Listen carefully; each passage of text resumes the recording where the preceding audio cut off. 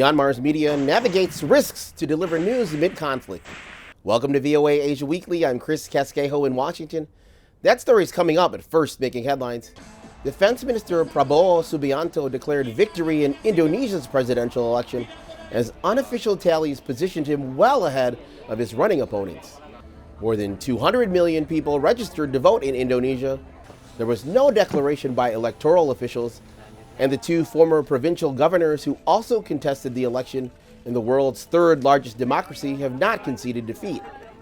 The U.S. Senate passed a $95.3 billion aid package early Tuesday for Ukraine, Israel, and Taiwan, with 22 Senate Republicans supporting the bill, joined by almost all Democrats. The House now awaits the bill. House Speaker Mike Johnson criticized the measure for lacking border security provisions, but said he's keeping his options open. Indian farmers demanding guaranteed price support for their crops blocked highways and railroads Thursday. They clashed with police as officers fired tear gas as protesters marched toward New Delhi. The protest renews a movement from 2 years ago that succeeded in getting Prime Minister Narendra Modi's government to repeal contentious new agricultural laws. Former Thai Prime Minister Thaksin Shinawatra has been granted parole after serving 6 months in a 1-year prison sentence. News reports from Thailand said the 74-year-old was on a list of 930 prisoners being granted early release because they are either ill or over age 70.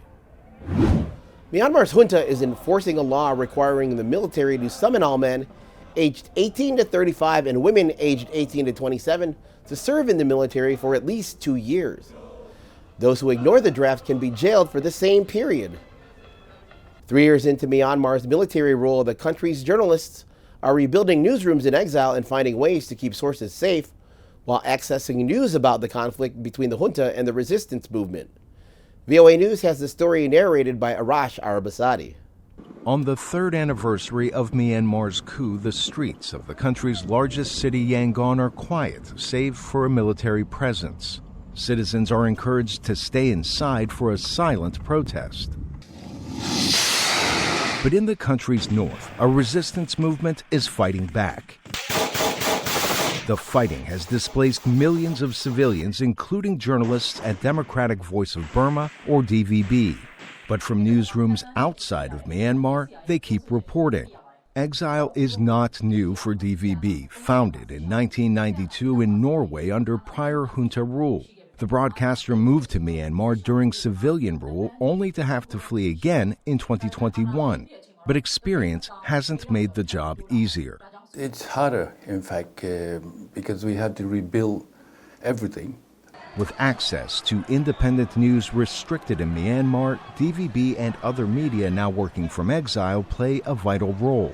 I think the media become crucial, countering fake news and also countering propaganda, telling the truth about the situation on the ground. To get news on the conflict, DVB relies on a large network of citizen journalists on the ground, without whom it says it is nearly impossible to get verified information. In Thai cities like Chiang Mai, some news outlets use exile as a shield. Frontier Myanmar's team takes on stories that are harder to cover inside the country, but nothing is guaranteed. We have all the security protocols, online, offline, and personal security protocols that we follow.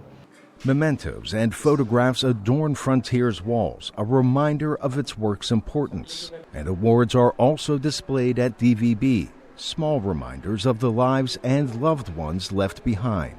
We try not to communicate with our family member inside Burma, because that can be a trace. From exile, these outlets remain a key source of independent news. For VOA News in Thailand, Arash Arabasadi. Visit voanews.com for the most up-to-date stories. I'm Chris Casquejo. And finally, love is in the air, but not quite yet for everyone. An ancient pagoda in central Hanoi received many young visitors on Wednesday who hoped a Valentine's Day offering would help them find a partner. Marriage and family are traditionally important in Vietnam, so many people are turning to Buddha for help. Thanks for watching VOA Asia Weekly.